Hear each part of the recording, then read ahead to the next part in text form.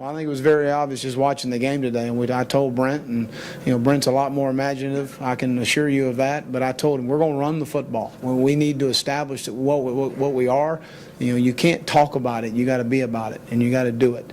And we made the decision going in the game. That's what we were going to do in this football game. Can you evaluate Ghostly's play, and do you see him being able to run the ball 24 times every game? Again, I thought he played very well. Got the ball, north and south, and made some really nice runs, and made some big runs for us, and ran through some tackles, and broke some tackles, and that was refreshing to see.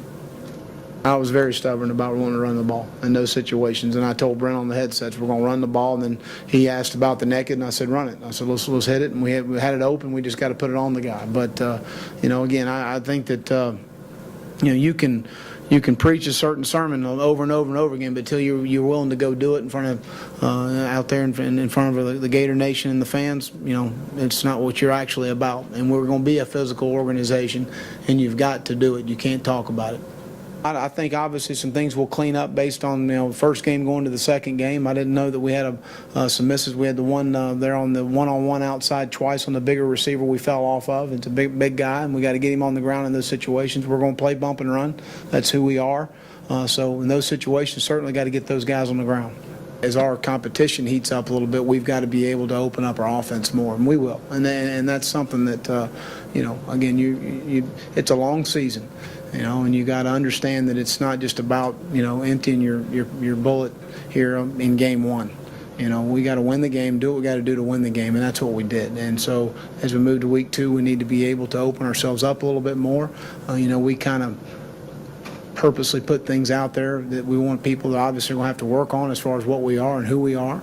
And, I think today was a good feel for Brent on some of the guys he can count on in these situations. Because I don't really think until you really have been in the guys with those situations, you really know. Well, what are you seeing for the reasons for the penalties? Is it a mental thing, a physical thing, or why so many? Why 14? Well, we're going to look at it and look at the tape and obviously make some changes and some guys that can't stay on side.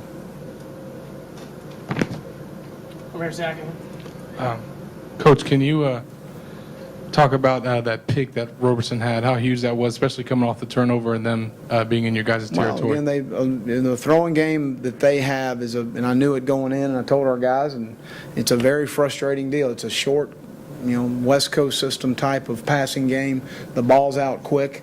It's a spot passing game. They're throwing in spaces, and he made a nice break on the ball, got the ball off the guy, and he's a guy that's got really good ball skills and be able to get the ball up, and he's got some return skills. We wanted to get him the ball in some punt return situations, and they fell to Andre, which is good too. So, but no, Marcus is a good player. He's had a really solid camp.